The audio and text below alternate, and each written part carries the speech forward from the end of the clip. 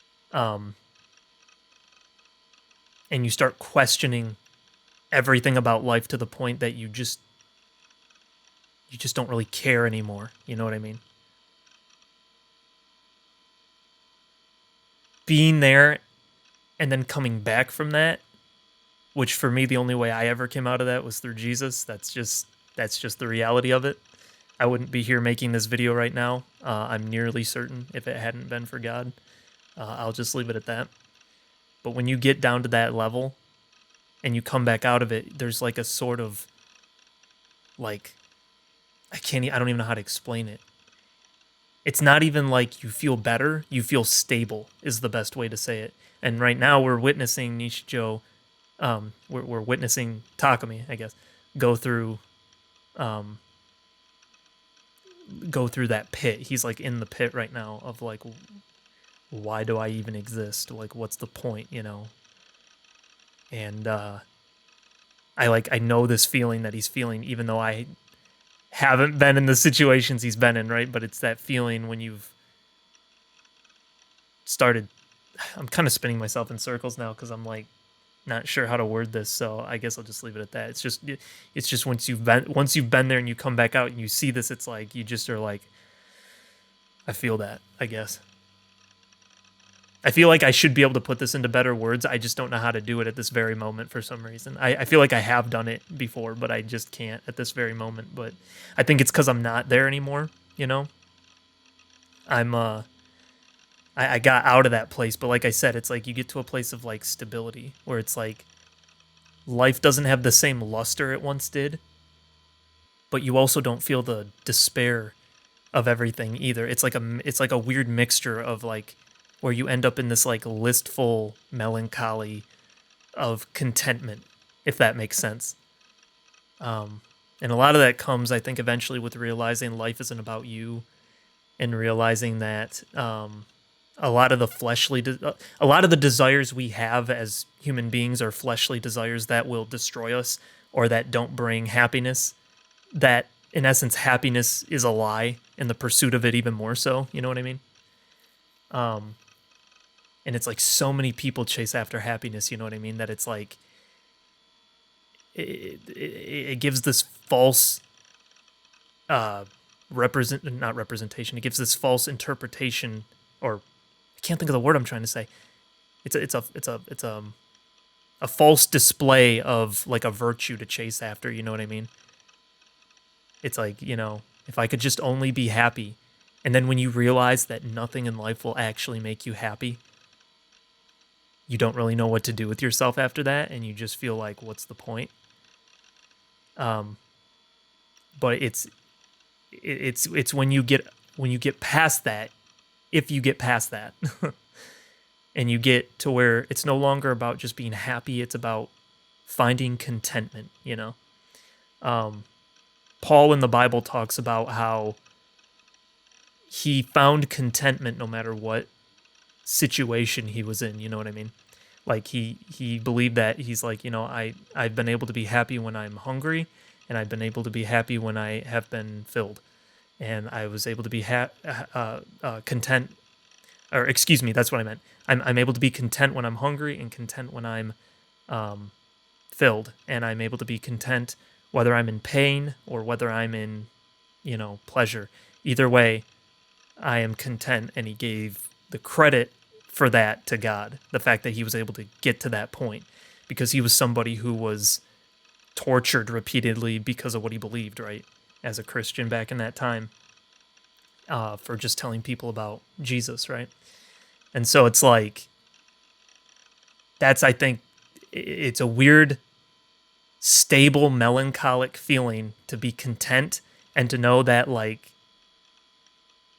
nothing is truly going to bring you that happiness that the world kind of promises, you know what I mean? Yeah. Anyway, sorry, that was a long rant. Probably didn't even make all that much sense. I was just kind of like letting my brain vomit there for a minute. But anyway, let's get back to this. Even though I was just a fake. Please. Somebody. Kill me. At the end of the day, I resorted to hoping someone else would be kind enough to kill me. I couldn't do anything on my own. This nature of mine, to be completely dependent on others, it made me rotten to my very core. Even when you're like this, you're still the cutest patootie, Taki. Sedatan spoke cheerfully, and I was hit with a strong sense of disgust toward myself, who had made her do so. I'm such a freaking disgrace. Wow, man. Oh, we're with Bond now. Oh, no. No, Bond. Oh, I'm afraid. Don't let anything happen to Bond, please. Please. Bond is like my favorite thing. Bond is the best, man. Please. He's the best part about this game. Don't let him die, please. Human presence quickly faded from the hospital, cloaked in night. Perhaps, after taking in all the life and death during the day, it took this time to regain balance. At this time, the hospital housed neither the scent of life nor the scent of death. Only a quiet emptiness reigned. Ban Yasuji chuckled to himself as he realized the odd nature of his thoughts. Despite the minor self-flagellation, it did indeed feel especially quiet tonight. It was not yet time for the lights to be on, leaving the corridors steeped in darkness. There was not even a single sign of any nurses. Immediately after stepping foot into the lobby, Ban was hit with a very bad feeling. There was no logical reasoning behind it. It was simply what one might call a detective's gut. My gut is usually right for the most part. In his mind, he believed it to be an oddly superstitious thought, but this may have simply been a way to dismiss the feeling. While the taxi had driven him to the hospital, Ban had attempted to call Suwa's phone numerous times, but each and every one of them had failed, which only served to demonstrate his junior's precarious situation all the more clearly.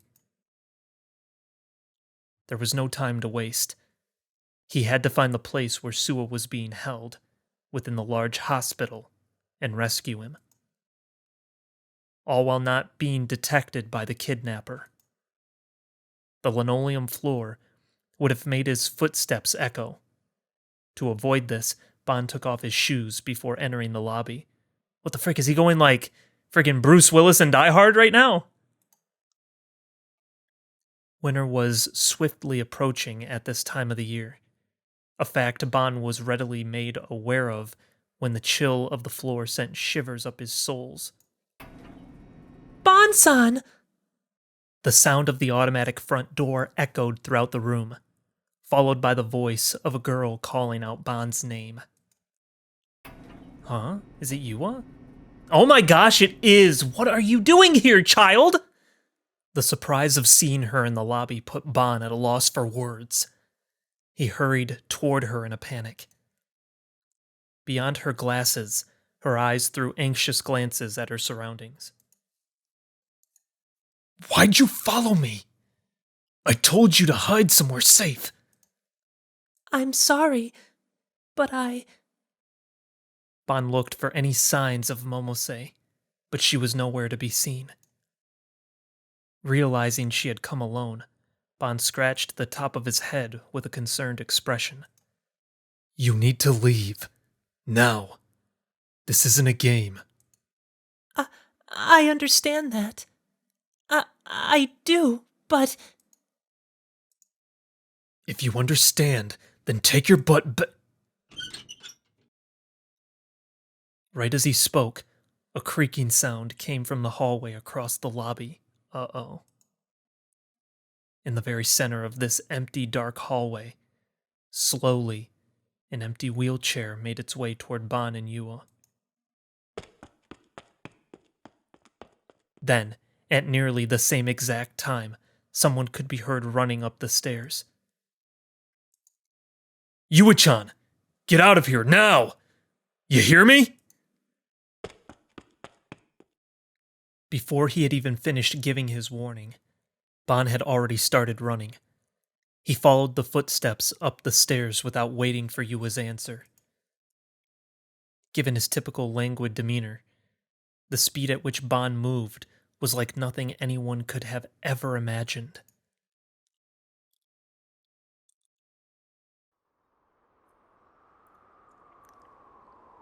As he followed the footsteps, Ban found himself on the roof of the outpatient ward. There were lines of shrubbery installed on the rooftop, forming a garden of sorts.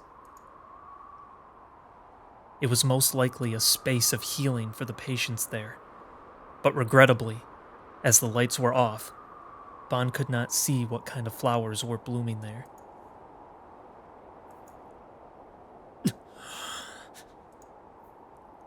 Given the fact Ban was on the roof, it was only natural that the wind would blow strong. With ragged breaths, Ban quickly surveyed his surroundings. Without a shadow of a doubt, this is where the man behind the footsteps must have run. But now, he was nowhere to be seen. Was I led here on purpose? The man had fled while causing sounds that had seemed purposeful. Ban could not think of any other reason for him to have done that aside from leading him here. Ban did not have his gun on him. As he was apprehensive about being unarmed, he looked for something that could serve as a weapon, but to no avail. With a gulp, he wiped away the sweat on his forehead with his fingers. Step by step, he made his way to the center of the garden. Here and there, Ban could see a few hidden spots tucked within the shadows of the benches and shrubbery. He put himself into a fully alert state, one in which he could respond to a potential attacker no matter the direction they came from. The garden was set up in a circular fashion, with benches placed around it in accordance with its shape. Ban strained his eyes as he looked at each bench in order, and on one of those benches, his eyes landed upon a strange object. Keeping a close look on his surroundings, he slowly approached the bench. And as he got closer to it, its shape was made clear to him. Oh, Darth Spider. It was around the size of a soccer ball. Round and dark. It was a severed human head. Ban, who had investigated countless murder cases involving dismemberment in the past, quickly recalled an image of a photo he had once seen. The bad feeling in his chest grew stronger and stronger. Recognizing the possibility of it being his junior's head, vengeful anger and furious rage toward the perpetrator bubbled up from within. Ban gritted his teeth and drew even closer to the bench. The object did not move a single inch. The wind of the night continued to blow. Oh, frick! Then, Ban heard a gunshot. He froze in response to the sudden sound. Normally, the detective would duck and investigate the direction the sound had come from, but he was unable to do even that. No. In actuality, there was no need for him to do that anymore. Feeling a burning heat in his chest, Ban touched it with his hand. No, he got shot! No! A slippery sensation. No! Something was flowing out from his body, accompanied by the very particular smell of blood. No, not Ban, no! Only a short moment following the gunshot did Ban's mind begin to register pain within him. He had been shot. The moment he realized this, all strength left his legs. No! Unable to remain standing, he collapsed to the ground.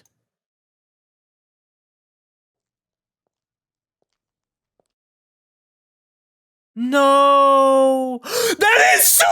I knew it! I knew it! I knew it! I knew it! I knew it! I can see his hand! I can see it! I can see his hand! The footsteps from earlier were approaching him. As his vision grew blurry, he desperately looked up at the person drawing near. A dark shadow, with a gun in his hand. A shadow so dark, Bon could not recognize its face. Man. A voice came. I told you to back off, but you just couldn't help yourself. A voice he recognized. A real shame, sir. Bon, collapsed in a heap, was met with the ridicule of one man, Sua Mamoru. I knew it! I told you he was bad! It took me a little bit, but I figured it out. I was editing the other videos and I was seeing how he was talking with Ayase, and I was seeing how he was the bait, and I knew, and he had a girlfriend, and I'm like, I bet it's not his girlfriend. I freaking told you. You saw it at the beginning of this episode. I was right. I just was a little late, just slightly late, because I couldn't tell right away. Gosh dang it, I liked Sua too. Frick! I knew he was evil, dude. I knew it. I could tell. I had a feeling. I told you I was gonna stick with it. You have to give me credit for that. You have to. Frick! Ah! No, he shot him too. No, he shot him. Why? Sua? You shot me? You bet. Guess it's time to celebrate my first shot while out on the field, huh? Oh my gosh. As he laughed into the night, Sua casually picked up the object from the bench. While I've got you here, sir, you were eyeing this an awful lot. Is this really that weird to see? This Darth Spider helmet, I mean. Sua, who had now returned to Bon, held the dark helmet in front of the detective's face in an ostentatious manner. Yo! Oh no! No! Dude, no! Oh, frick! No! Why? Oh no! Oh. No. No, this sucks. No, I freaking knew it too. It took, like, I had to ponder it, and that's why I wanted to, because I just had a feeling. I had a feeling. It just seemed all too weird. No. Okay.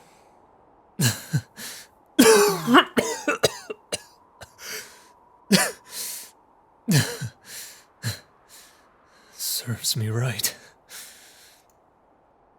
As Bon laughed, his vision grew blurrier and blurrier. Both his arms and legs felt extremely cold. His chest hurt, but not just from the physical pain. He also felt an intense gaze upon him, but he had no more strength to conclude whether it was Sua's or someone else's. Oh, man. Knowing that his life would last only a few more minutes, Bon forced his growingly heavy body to face upward. Dude, he came back to save your rear, dude! Gosh dang it, man! No, I didn't want to be right about this one. This is the one I was most confident in, too. It just felt so correct. Especially because when I was looking at the Ayase footage, where him and Ayase were talking, when I was doing that footage, I kept looking at it and I was like, why is she so off-put by him? You know what I mean? It's like, she must understand something about him that I don't. It can't just be that they were accusing her. It has to be something else because she's so off-put by him, you know? I had a feeling. Oh. With arms and legs outstretched, Only the night sky lay above him. A sky overcast, with no stars to be seen. But even if there were any left in the sky, Bon had long since lost the ability to see them. Oh my gosh, no, man. What the frick, bro?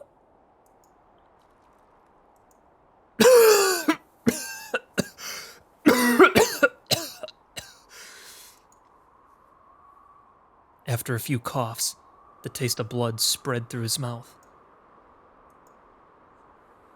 So,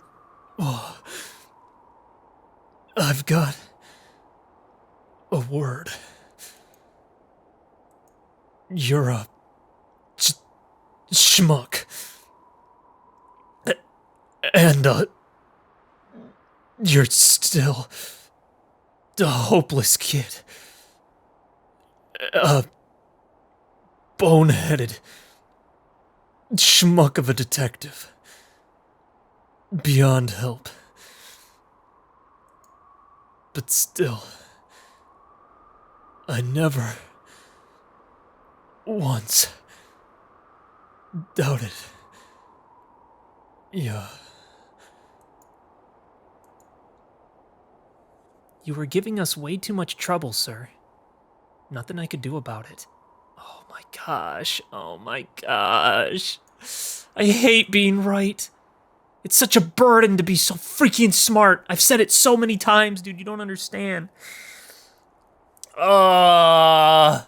This sucks. Okay. I hate this. I hate this. I'm hoping someone will save him. I'm hoping we can, like, reverse the world line or something. Or something, because gosh dang it, my favorite character in the entire game dies. That's so stupid. I hate that. That's so not okay. Gosh dang it. Why? I still have one. I still have Orihara, but she's just my favorite of the girls. He was the only, like, positive masculine presence in this entire game, and he's dying right in front of my very eyes.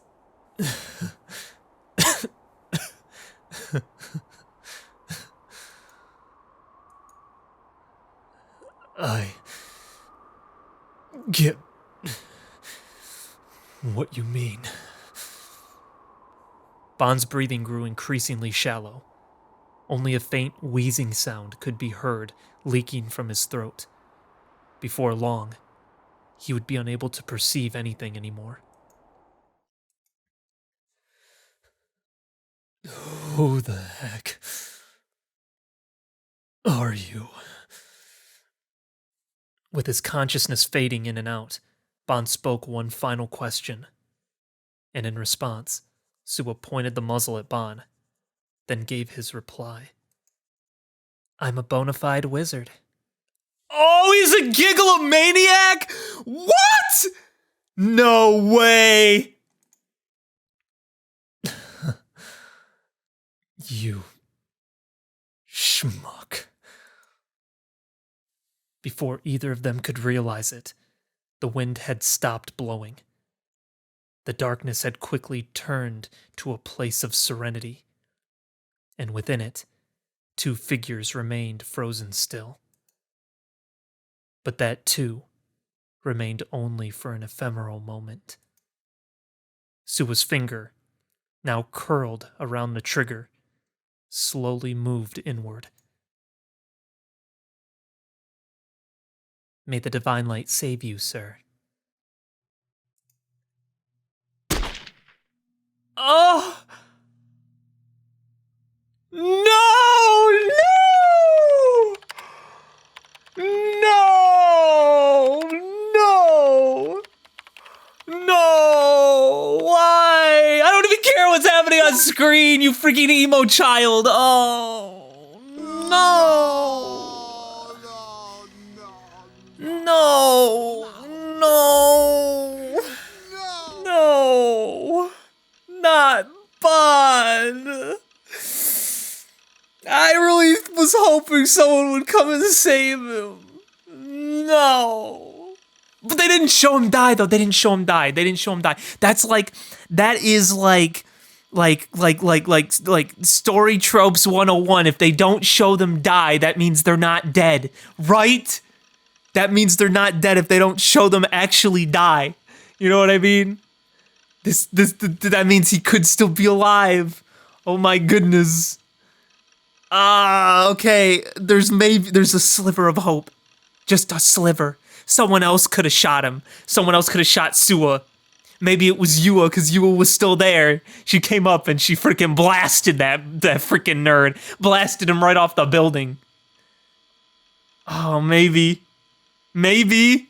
They didn't show him die. He's not dead. I'm not gonna say he's dead, but that's so freaking sad if he is. Oh my gosh. No. Oh, man. Okay, anyway. Back to the depressed child again. Kill me multiple times. I can't even muster the courage to try and do a freaking voice act right now. Hold on.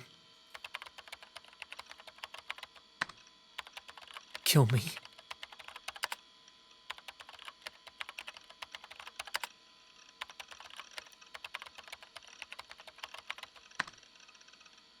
Kill me. What? Lol. Kill me.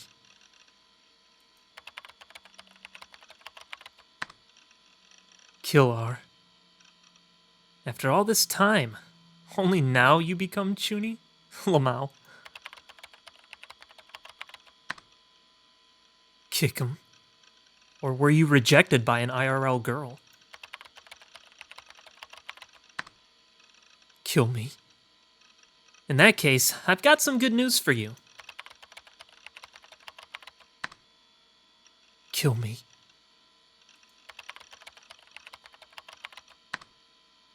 Killy. Kill me. If you stay a virgin till 30, kill me. Dude, this is... I know I was kind of memeing before, but this is kind of messed up. What's happening right now? He's just like gone. Just like losing it. Sorry, Bond just like took over my life. I should have given that a little bit more attention. Like I should have given that a little bit more like power, but like, cause this is sad, but also I can't get over that Bond could be dead. That friggin' sucks. Kill him.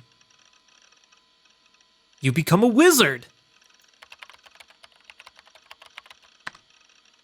Kilmer. As in Bell? Kill him. Kill me. That's a pro tip. Kill me. Kilmer. Speaking of pro tips, dude, this is kind of unsettling, I'm not gonna lie. Kill me. Apparently there's gonna be a festival in about an hour. Kill me. Kill me. It'll be at Shibuya's Scramble Crossing. Kill me. Kill me. Kill me. Jeez, you're annoying. What the frick, lol? Kill me. Well, if that's what you want, you should go. Kill me. Kill me. You're a celebrity, so you'll be the center of attention. Maybe you can get someone there to kill you.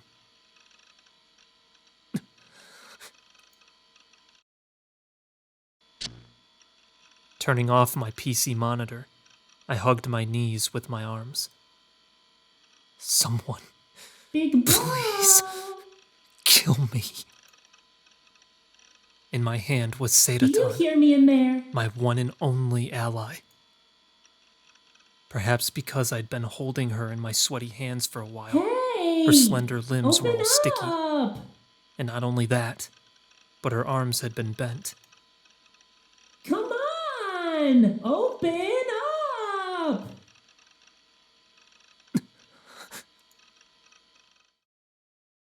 Oh, frick me. Why do I have to make a decision here, man? That voice. It couldn't be. How? I think this is neutral. I don't think we go dark. I don't think we go the bad route here. I think we just leave it. You big jerk! There was no way I'd misheard that. Out of every girl that visited my base, there was only one moron that would scream outside of it like that. Nanami was here. I was somewhat surprised at how indifferent I felt in response to that fact. I just didn't care. What would her coming here while I was this far gone even do for me? Yeah, that's rough. Besides, it wasn't like it was out of the ordinary for Nanami to come here. Hadn't Dimi said that she was going to rescue her anyway? If you don't open the door right now, then you're really mean. She's saying all the same things she said in the beginning. What the frick does that mean? The noise was starting to irritate me. Just leave a monster like me alone. Nanami should have been focused on her right hand, not me. Not that I knew what happened to it. I didn't have it in me to talk to anyone anymore. Hey! But she was being too loud, so I was forced to get up from my chair and head for the door. The door seemed oh so far away to me, which made me realize I was scared to see her. Keeping it neutral. Keeping it neutral. Holy frick! And there's nothing on her wrist. Huh? I don't know anymore. We're just gonna go with it. Sure. It's like we repeated history or something. We're in a time loop, right? Because every time we tried to die, we delusioned ourselves back. Or it was just a delusion. I don't know. The second I opened the door, Nanami shivered a little, then fell silent. Big bro. Even though she'd been shouting at the top of her lungs just a few moments ago, she was acting strangely meek now. I was confused. I'd barely ever seen Nanami act like this. So a thought crossed my mind. Was this Nanami real? If you were here, you should have answered sooner. Can I come in? I didn't answer.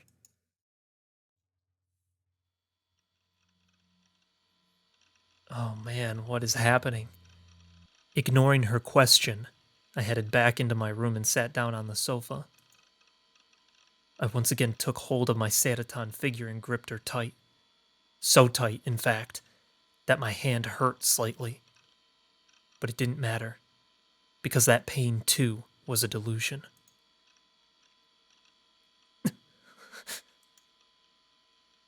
Nanami followed after me, entering the room in silence. Once she came inside, as if she didn't know what to do at that point, she moved aside the magazines scattered across the floor and squatted down.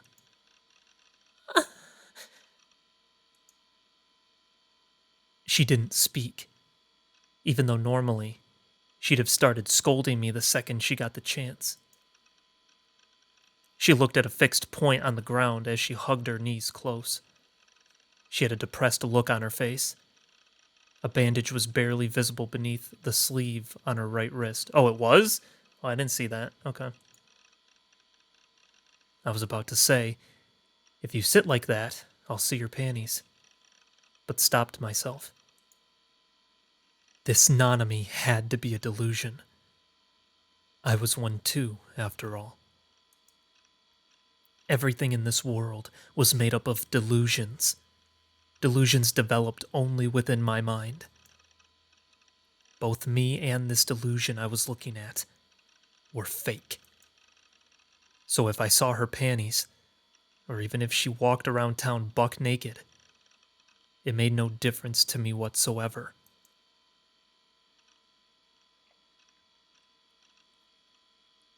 Averting my gaze from Nanami, I looked up at the ceiling.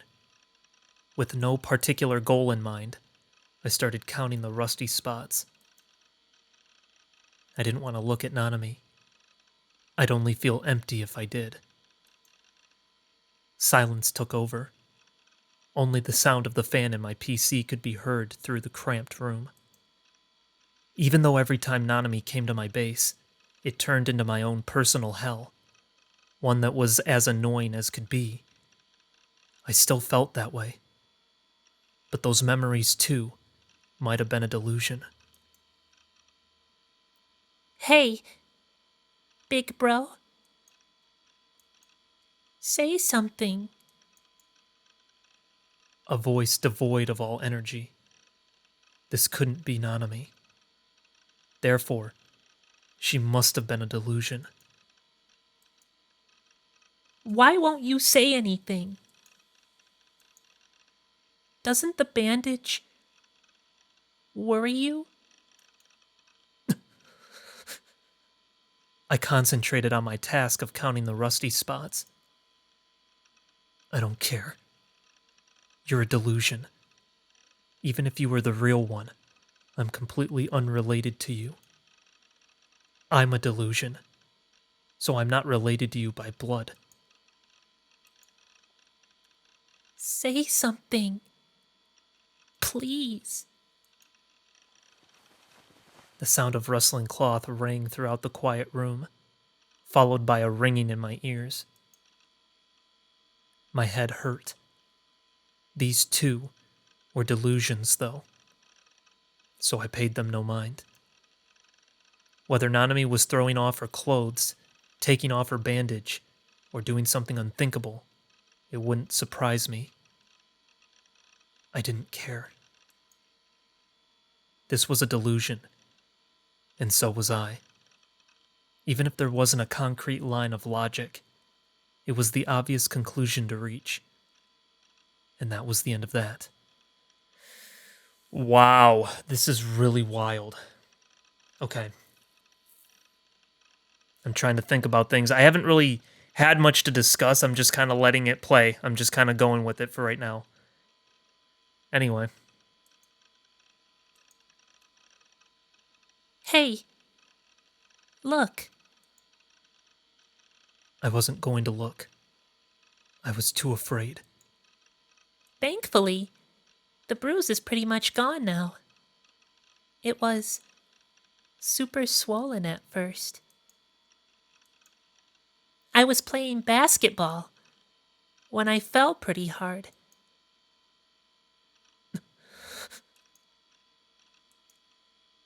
Won't you at least look at it? Then again, you've never really worried about me before, huh, big bro?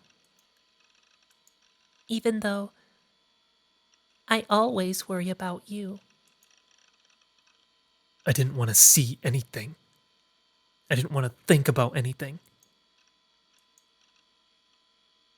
Hey, Nanami? Without meeting her eyes, I called out to my sister, or to the girl whose identity I wasn't sure of. I don't care whether you're real or fake. So, right now, I only wanted one thing. Won't you kill me? Yo.